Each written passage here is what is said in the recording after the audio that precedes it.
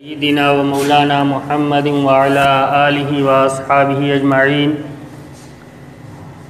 اما بعد فقد قال اللہ تبارک و تعالی فی القرآن المجید اعوذ باللہ من الشیطان الرجیم بسم اللہ الرحمن الرحیم یا ایہا الذین آمنوا اتقوا اللہ حق تقاتہ ولا تموتن الا وانتم مسلمون وقال اللہ تبارک و تعالی یا ایہا الذین آمنوا اتقوا اللہ ولتنظر نفس ما قدمت لغد واتقوا اللہ ان اللہ خبیر بما تعملون وقال النبی صلی اللہ علیہ وسلم الکیس من دان نفسه وعمل لما بعد الموت والعاجز من اتبع نفسه هواها وتمنى على الله او كما قال علیہ الصلاة والسلام۔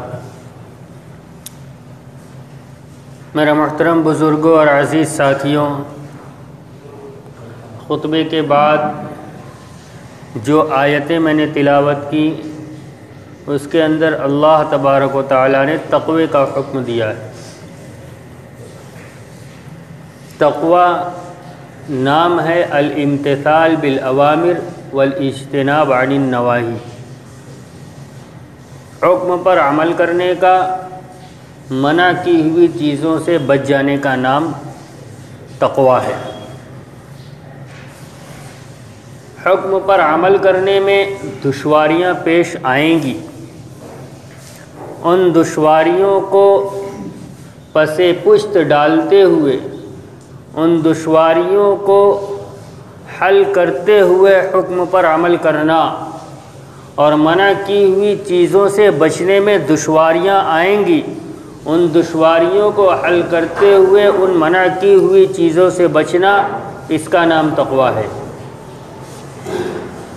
جن حکموں پر عمل ہو جائے آسانی سے اس پر عمل کر لیا جائے، اور جس پر عمل نہ ہو سکے اس کو چھوڑ دیا جائے، جن منع کی ہوئی چیزوں سے بچنے میں کوئی دقت نہ ہو ان سے بچ جایا جائے، اور جس چیز سے بچنے میں معاشرہ اور ہماری خواہشات آڑے آ جائیں ان منع کی ہوئی چیزوں سے نہ بچا جائے، یہ تقوی کے خلاف ہے۔ اصل اللہ کا حکم ہے، اصل نبی اکرم صلی اللہ علیہ وسلم کا طریقہ ہے، اور ایک مسلمان کی یہ ذمہ داری ہے کہ اس کے نزدیک شریعت سب کے اوپر ہو، ہر چیز سے مقدم شریعت ہے، چاہے وہ اپنی خواہشات ہوں، چاہے اپنا معاشرہ ہو، چاہے رشتہ داری ہو، چاہے کوئی تعلق ہو، ہر تعلق سے اوپر اللہ کا حکم اور نبی اکرم صلی اللہ علیہ وسلم کا طریقہ ہے، اور اسی پر عمل کرنے کا نام تقوی ہے۔ تقوی کا ایک تعلق اعمال سے ہے، ایک تعلق عقیدے سے۔ اللہ تبارک و تعالیٰ نے ان آیتوں کے اندر جو میں نے تلاوت کی، پہلے میں ارشاد فرمایا یا ایھا الذین آمنوا اتقوا اللہ حق تقاتہ، اے ایمان والو اللہ کا تقوی اختیار کرو جیسا کہ اس سے تقوی اختیار کرنے کا حق ہے۔ ولا تموتن الا وانتم مسلمون، اور تم ہرگز نہ مرو مگر اس حال میں کہ تم مسلمان ہو، یعنی وہ حالات تمہارے ہوں، ایسی زندگی گزارو کہ موت ایمان کی حالت میں آئے۔ اس کا مطلب یہ نہیں ہے کہ آدمی دنیا کے اندر جیسے چاہے زندگی گزارے اور موت ایمان کی حالت میں آ جائے، یہ دراصل اس بات کی طرف اشارہ ہے کہ زندگی ایسی گزارو کہ موت کے وقت کلمہ نصیب ہو جائے۔ اور دوسری آیت کے اندر اللہ تبارک و تعالیٰ نے ارشاد فرمایا یا ایھا الذین آمنوا اتقوا اللہ، اے ایمان والو اللہ کا تقوی اختیار کرو، اللہ سے ڈرو۔ وَلْتَنظُرْ نَفْسٌ مَا قَدَّمَتْ لِغَدٍ، اور تم ہمیشہ اس بات پر نظر رکھو کہ تم نے کل کے لیے کیا بھیجا ہے۔ وَاتَّقُوا اللَّهَ، اور اللہ سے ڈرتے رہو۔ ان اللہ خبیر بما تعملون، جو تم کر رہے ہو سب کے سب اللہ جانتا ہے، اللہ کو سب کی خبر ہے۔ اس دنیا کے اندر اعمال جو ہمارے ہیں ان کو اللہ دیکھ رہا ہے اور محفوظ کر رہا ہے۔ ہماری جو اعضاء و جوارح ہیں یہ بھی کل قیامت کے دن ہمارے خلاف گواہی دیں گے۔ یوم تشہد علیہم السنتہم وایدیہم وارجلہم بما کانوا یعملون، قیامت کا دن وہ دن ہے جس دن آدمی کے خلاف اس کی زبان گواہی دے گی، اس کے پاؤں گواہی دیں گے، وَأَيْدِيهِمْ وَأَرْجُلُهُمْ، ہاتھ گواہی دیں گے اور پاؤں گواہی دیں گے، حتیٰ کہ آدمی کی کھال بھی گواہی دے گی۔ جب گواہی دے گی تو آدمی سوال کرے وَقَالُوا لِجُلُودِهِمْ لِمَ شَهِدتُّمْ عَلَيْنَا، وہاں آدمی سوال کرے گا اپنے اعضاء و جوارح سے، تم نے ہمارے خلاف ہی گواہی دے دی، کیوں دی؟ تو جواب ہے انطقنا اللہ الذی انطق کل شیء، آج اللہ نے ہمیں بھی گویائی عطا فرما دی، جس نے تمام چیزوں کو گویائی عطا فرمائی ہے۔ ہمارے پاس جب گویائی آئی ہے تو ہم حق بات کریں گے، نہ حق بات تو کریں گے نہیں۔ لہذا اس دنیا کے اندر ان اعضاء و جوارح کا صحیح استعمال ہو سکتا ہے کہ ہماری گناہ کے اوپر کوئی گواہ موجود نہ ہو، لیکن ہماری اپنی ذات گواہ کے طور پر موجود ہے۔ الیوم نختم علی افواہہم وتکلمنا ایدیہم وتشہد ارجلہم بما کانوا یکسبون۔ اللہ فرما رہے ہیں کہ آج کے دن یعنی قیامت کے دن ہم منہ کے اوپر مہر لگا دیں گے، وتکلمنا ایدیہم، اور ہم سے انسان کے ہاتھ بات کریں گے، وتشہد ارجلہم، اور ان کے پاؤں گواہی دیں گے، بما کانوا یعملون، جو وہ کام کرتے تھے۔ لہذا اس دنیا کے اندر ان اعضاء و جوارح کا صحیح استعمال، ان اعضاء و جوارح کے صحیح استعمال کے لیے بنیادی چیز ایمان اور تقوی ہے۔ آدمی کے دل کے اندر جب اللہ کی ذات عالی کا یقین ہوگا، اللہ کے سامنے پیش ہونے کا یقین ہوگا، آخرت کی زندگی کا یقین ہوگا، تو پھر اس کی زندگی کے اعمال درست ہوں گے۔ وہ کیا چیز تھی جس نے صحابہ اکرام رضی اللہ تعالی عنہم کی زندگی کو تبدیل کر دیا؟ یہ وہی لوگ تھے کہ خانہ کعبہ کا طواف ننگے ہو کر کیا کرتے تھے۔ شیطان نے پٹی پڑھائی تھی کہ جس کپڑے کے اندر سارے گناہ کے کام کرتے اسی کپڑے کے اندر خانہ کعبہ کا طواف کرو گے، لہذا وہ کپڑا اتار دو۔ اور وہ کون سا گناہ تھا جو ان کے اندر نہیں پایا جاتا تھا؟ شریعت کی نظر میں گناہ نہیں، انسانیت کی نظر میں جس کو گناہ اور بے حیائی کہا جاتا ہے، وہ سب کچھ ان کے اندر موجود تھا۔ آپس کے جنگ و جدال کا عالم یہ تھا کہ چھوٹی چھوٹی بات پر نسلوں تک جنگیں چلا کرتی تھیں، آپس میں محبت کا کوئی تعلق قائم نہیں تھا، ہر ایک دوسرے کو شک کی نگاہ سے دیکھتا تھا۔ نبی اکرم صلی اللہ علیہ وسلم کی بعثت ہوئی ہے، صحابہ اکرام رضی اللہ تعالی عنہم ایمان کے اندر داخل ہوئے ہیں، تو پھر وہ ساری گندگیاں جو تھیں وہ سب کے سب ختم ہو گئیں۔ وہ کیا چیز تھی؟ وہ ان کا اندر کا ایمان اور یقین تھا، جس نے ان کی زندگی کو پلٹ دیا۔ ایک لمحے جیسے ہی کلمہ طیبہ لا الہ الا اللہ محمد رسول اللہ ان کی زبان سے ادا ہوتا تھا، ان کی زندگی کی کایا پلٹ جاتی تھی۔ صحابی رضی اللہ تعالی عنہ فرماتے ہیں کہ ایمان قبول کرنے کے فوراً بعد کہہ رہے ہیں، آج سے پہلے کائنات کے اندر مدینہ سے زیادہ برا میری نظر میں کوئی شہر نہیں تھا، اور آج مدینہ سے زیادہ محبوب کوئی شہر نہیں۔ آج سے پہلے آپ کی ذات سے زیادہ نفرت مجھے کسی ذات سے نہیں تھی، اور اب آپ کی ذات سے زیادہ محبت کسی ذات سے نہیں۔ یہ کایا پلٹ ہوتی تھی ان کے ایمان کی بنیاد پر۔ وہ صحابہ رضی اللہ تعالی عنہم جن کی بعد کی زندگی کے حالات یہ ہیں، ایمان لانے کے بعد کہ غالباً جنگ یرموک یا جنگ یمامہ کے اندر، جنگ یرموک کے اندر صحابہ رضی اللہ تعالی عنہم نے ایثار کا وہ نمونہ پیش کیا ہے کہ پیاسے جان دی ہے لیکن اپنے بھائی سے پہلے پانی پینا گوارا نہیں کیا۔ واقعہ مشہور ہے کہ ایک صحابی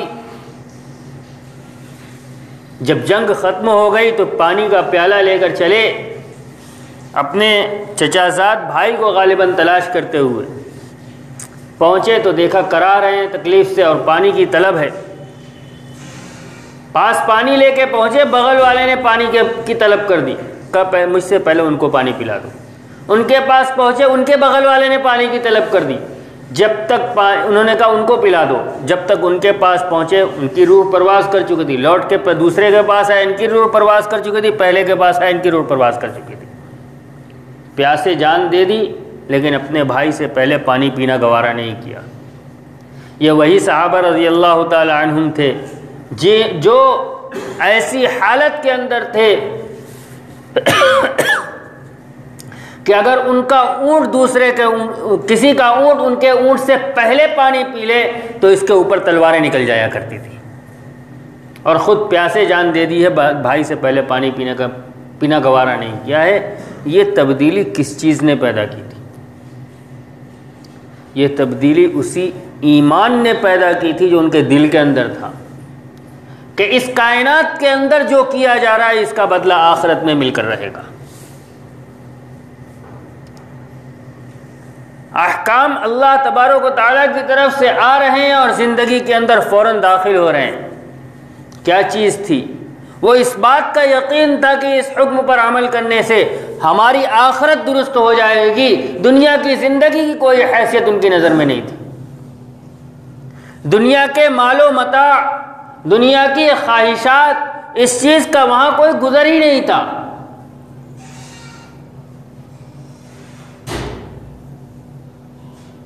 حضرت سعد رضی اللہ تعالی عنہ، واقعہ یہ بھی مشہور ہے، انتہائی ہماری زبان میں صحابہ سب خوبصورت ہیں لیکن دنیا کے اعتبار سے وہ بدصورت تھے۔ جو عظمت ہمارے دل میں صحابہ رضی اللہ تعالی عنہم کی ہے، اس عظمت کی بنیاد پر کسی صحابی کے سلسلے میں بدصورت کا لفظ زبان پہ لانا یہ میں اپنے حساب سے بہتر نہیں سمجھتا۔ لیکن بہرحال رنگ سانولا تھا، اور اس زمانے کے اندر ان کی صورت کی وجہ سے کوئی اپنی بیٹی ان کو دینا پسند نہیں کرتا تھا۔ رنگ بھی سانولا تھا اور انتہائی غریب بھی تھے۔ نبی علیہ السلام کے پاس آئے، کوئی مجھ سے شادی نہیں کرتا، تو آپ نے کہا کہ مدینے کے فلاں شخص کے پاس جاؤ اور اس سے کہو کہ اپنی بیٹی کا نکاح مجھ سے کر دے۔ لڑکی مدینے کی خوبصورت لڑکیوں میں سے ایک ہے، باپ شریفوں میں سے ایک شریف ہے۔ حضرت سعد رضی اللہ تعالیٰ عنہ کو بڑا اچنبھا ہوا، لیکن اللہ کے نبی صلی اللہ علیہ وسلم کا فرمان ہے، گئے باپ سے کہا کہ اپنی لڑکی کا نکاح مجھ سے کر دو۔ نبی علیہ السلام نے یہ کہا ہے تو باپ تو بہرحال باپ ہے۔ اس نے کہا تمہارا دماغ خراب ہے، میں اپنی خوبصورت لڑکی کا نکاح تم سے کر دوں؟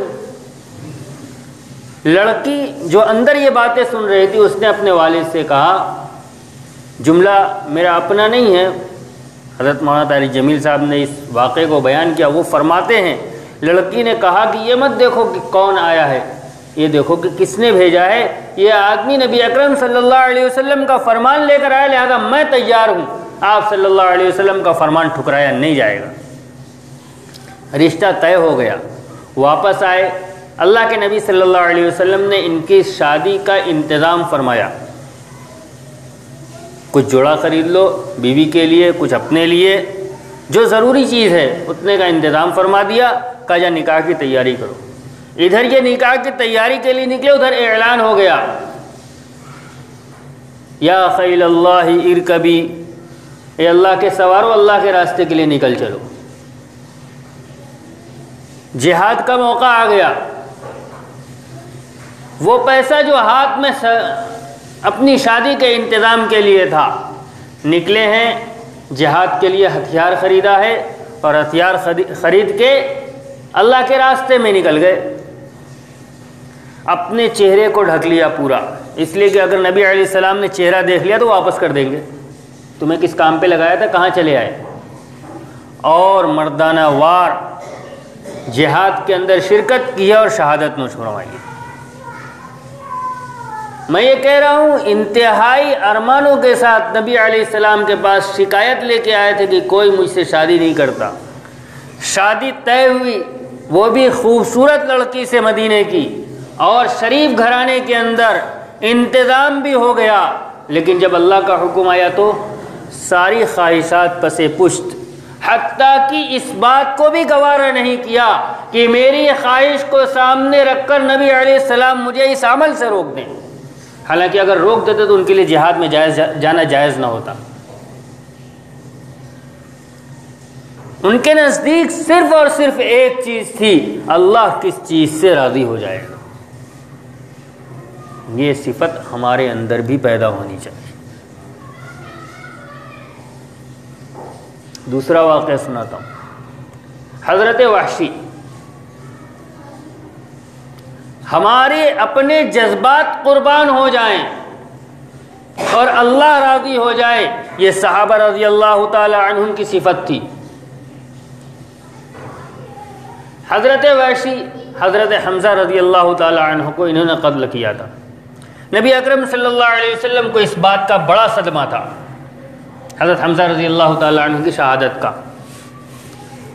حضرت وحشی بھی ایمان لے آئے۔ جب ایمان لے آئے، نبی علیہ السلام کی مجلس کے اندر آئے، کلمہ پڑھ لیا، تو آپ نے حضرت وحشی سے فرمایا، وحشی تم میری مجلس میں نہ آیا کرو، اس لیے کہ جب تم میری مجلس کے اندر آتے ہو تو میرے چچا غم مجھ سے تازہ ہو جاتا ہے۔ حضرت وحشی نے ایمان قبول کیا تھا، اور تمام صحابہ رضی اللہ تعالی عنہم کے نزدیک اگر دنیا کے اندر آنکھ کا سب سے پہلا استعمال تھا تو وہ نبی اکرم صلی اللہ علیہ وسلم کی ذات مبارک کا دیدار۔ چنانچہ جب نبی اکرم صلی اللہ علیہ وسلم اس دنیا سے پردہ فرما گئے تو حضرت عبداللہ ابن زید ابن عبد ربہ رضی اللہ تعالی عنہ اپنے باغ کے اندر اپنے درختوں کو پانی دے رہے تھے۔ کیا کہا جب خبر پہنچی، یا اللہ یہ آنکھ جس کے دیدار کے لیے تھی اب وہ ذات اس دنیا میں نہیں رہی، لہذا اب اس آنکھ کا بھی کوئی کام نہیں ہے، تو اس آنکھ کی بینائی لے لے۔ اللہ نے وہیں ان کی بینائی لے لی۔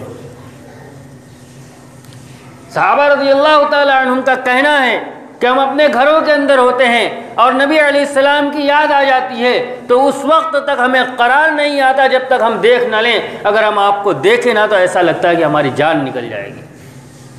حضرت وحشی بھی ایمان لے آئے تھے، ان کے جذبات بھی وہی تھے، لیکن نبی علیہ السلام نے فرما دیا کہ نہ آیا کرو۔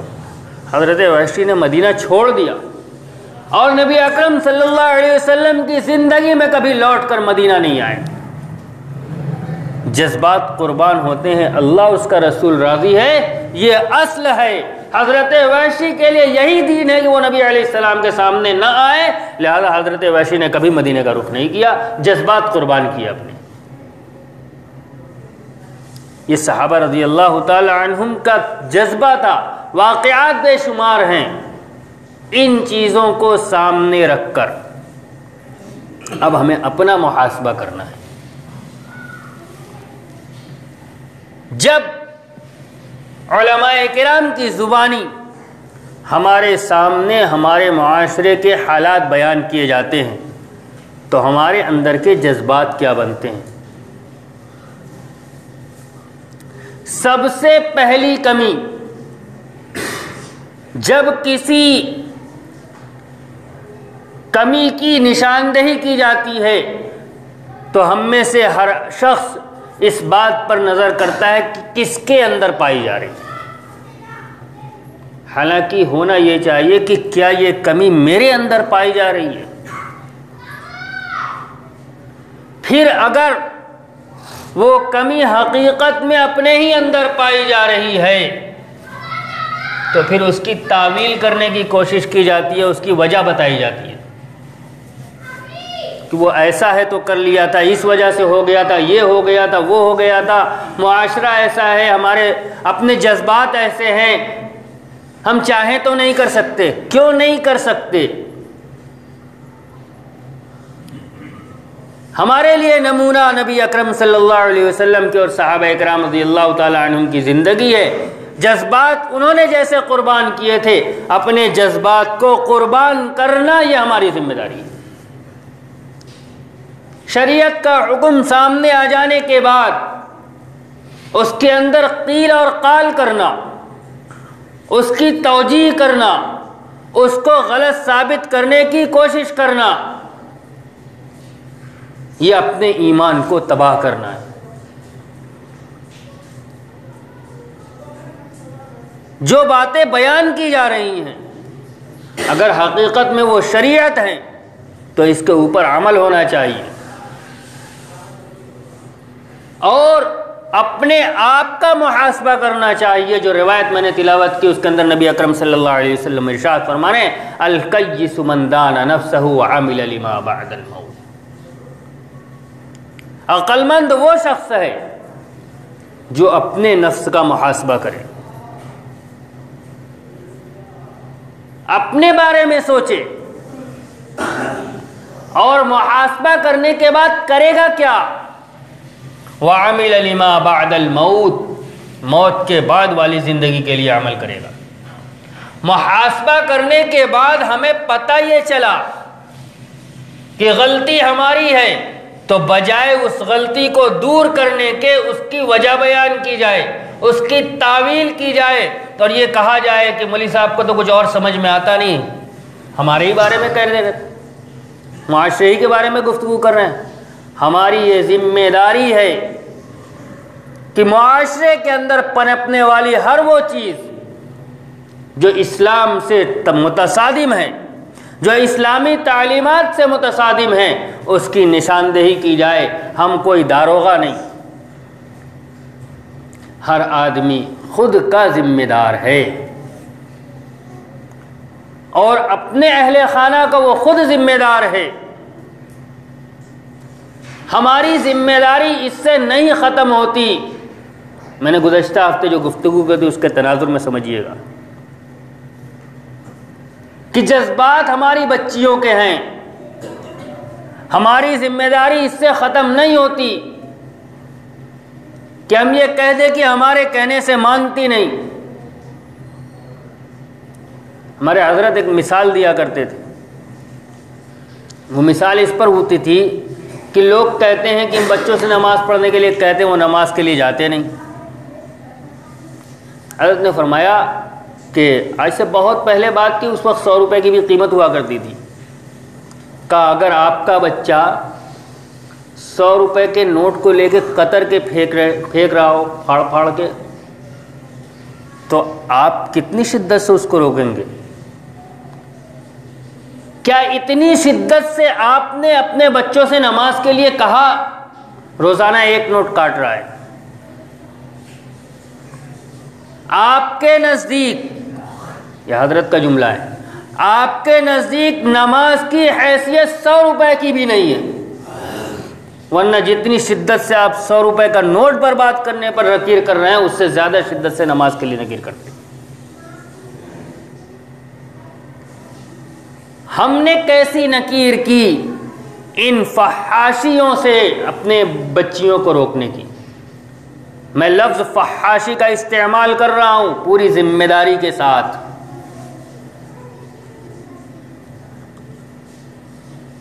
گزشتہ ہفتے بھی عرض کیا تھا، پھر عرض کر رہا ہوں، ازواج مطہرات رضی اللہ تعالی عنہن سے زیادہ پاکیزہ کائنات میں نہ کوئی عورت پیدا ہوئی ہے نہ ہوگی جس کے بارے میں قرآن کہہ رہا ہے انما یرید اللہ لیذھب عنکم الرجس اہل البیت ویطہرکم تطہیرا۔ ان سے زیادہ پاک باز نہ پیدا ہوا ہے نہ پیدا ہوگا، اور ان سے کہا جا رہا ہے وقرن فی بیوتکن ولا تبرجن تبرج الجاہلیۃ الاولی، اپنے گھروں کے اندر قرار پکڑو، جاہلیت کی طرح بے محابہ باہر نہ پھرو۔ جس کو قرآن جاہلیت کہہ رہا ہے ہم نے اس کو آج ترقی کا نام دے رکھا ہے، برعکس نہند نام زنگیرہ کافور، جس کا نام ہم نے ترقی رکھا ہے وہ جاہلیت ہے۔ آج ہم اپنی نسل کو اسی جاہلیت کے اندر ڈھکیل رہے ہیں، اور جو نوکریاں کی جا رہی ہیں اس کے اندر شریعت کا جو مذاق اڑایا جا رہا ہے اس کا اللہ ہی حافظ ہے۔ ایک واقعہ سنا رہا ہوں، حج کا موقع ہے، حضرت نبی اکرم صلی اللہ علیہ وسلم اپنی اونٹنی پہ سوار ہیں، آپ کے پیچھے حضرت فضل ابن عباس رضی اللہ تعالی عنہ سوار ہیں جو نوجوان صحابی ہیں۔ حج کے موقع پر احرام کی حالت میں عورتوں کا چہرہ کھلا ہوا ہوتا ہے، چہرے پہ کپڑا نہیں لگا سکتی، دم واجب، صدقہ واجب ہو جائے گا۔ جنہوں نے حج کیا ہوگا انہیں مسئلہ معلوم ہوگا، چہرے پہ کپڑا نہیں لگا سکتے۔ ایک عورت آئی، امرأت خثعم کا لفظ ہے، قبیلہ خثعم کی ایک عورت آئی اور نبی اکرم صلی اللہ علیہ وسلم سے ایک مسئلہ پوچھا۔ حضرت فضل ابن عباس رضی اللہ تعالی عنہ جو آپ کے پیچھے بیٹھے ہوئے ہیں ان کی نظر اس عورت کی طرف گئی، آپ صلی اللہ علیہ وسلم نے حضرت فضل ابن عباس رضی اللہ تعالی عنہ کا چہرہ پہلے پھیرا ادھر سے اور مسئلہ بعد میں بتایا۔ حج کے موقع پر نبی اکرم صلی اللہ علیہ وسلم کی معیت میں آپ کے ساتھ بیٹھے ہوئے صحابی رضی اللہ تعالی عنہ جس نے سوال پوچھا وہ صحابیہ رضی اللہ تعالی عنہا جن کے بارے میں جنت کی بشارت ہے، ان کا آپس میں سامنا نبی اکرم صلی اللہ علیہ وسلم نے برداشت نہیں کیا۔ آج کی ہماری بچیاں یا ہمارے بچے کیا اس سے زیادہ پاکیزہ ہیں؟ ملازمت کے اندر غیر محرم سے معوے گفتگو ہونا پڑتا ہے، اور بعض ملازمتیں ایسی ہوتی ہیں جن کے اندر مقصد ہی یہی ہوتا ہے کہ نامحرم کے سامنے آپ کو جانا ہے۔ شو کے طور پر عورتوں کو رکھا ہی جاتا ہے، ایسی ملازمتوں کے اندر بھی ہماری بچیاں جا رہی ہیں۔ ہم کس کے لیے اور کیا کر رہے ہیں؟ اس کے بعد پھر ہمیں اس بات کا گلہ ہو کہ لوگ دقیانوسی ہیں۔ پچھلے زمانوں کی بات ہو رہی ہے، ہم تو وہی ہے کہ جب جو بات 1400 سال پہلے کہی گئی ہے اس پر ہماری زندگی آئے گی تو ہماری زندگی آج بھی کامیاب اور آئندہ کی زندگی بھی ہماری کامیاب، اور جب ہم اس راستے سے ہٹیں گے تب ہمارے لیے دنیا کے اندر بھی مصیبتیں ہوں گی اور آخرت کے اندر بھی مصیبتیں ہوگی۔ لہذا ہماری یہ ذمہ داری ہے کہ جو باتیں دین اور ایمان کی ہمارے سامنے آئیں اس کو ہم اپنی ذات کے اوپر پیش کریں، اور اپنی ذات کے اوپر پیش کرنے کے بعد اس میں سے جو آخرت والے اعمال ہیں اس کو اختیار کریں۔ میں روایت کا ترجمہ کر کے اپنی بات ختم کرتا ہوں۔ اللہ کے نبی صلی اللہ علیہ وسلم نے ارشاد فرمایا القیس من دان نفسہ وعمل لما بعد الموت، عقل مند وہ شخص ہے جو اپنی ذات کا محاسبہ کرے اور آخرت موت کے بعد والی زندگی کے لیے عمل کرے، اور بے وقوف وہ شخص ہے جو اپنے آپ کو تو خواہشات کے پیچھے لگا دے اور اللہ سے امیدیں باندھے۔ اس کو ہمارے حضرت فرمایا کرتے تھے کہ دنیا کے اندر تو خواہشات کے پیچھے چلے اور تمنا یہ ہو کہ اللہ جنت الفردوس کے اندر اعلیٰ مقام عطا فرما دے۔ ٹرین تو پکڑے کلکتہ جانے والی اور تمنا یہ ہو کہ اللہ ممبئی پہنچا دے۔ ترسم نہ رسی بکعبہ اے عرابی کی راہ می روی بترکستانس، مجھے ڈر ہے اے دیہاتی تو کعبہ تک کبھی نہیں پہنچے گا، اس لیے کہ تو نے جو راستہ اختیار کیا ہے وہ کعبہ کے مخالف سے ترکستان کو جاتا ہے۔ اللہ تبارک و تعالی ہمیں عمل کی توفیق عطا فرمائے۔ وآخر دعوانا الحمد للہ رب العالمین۔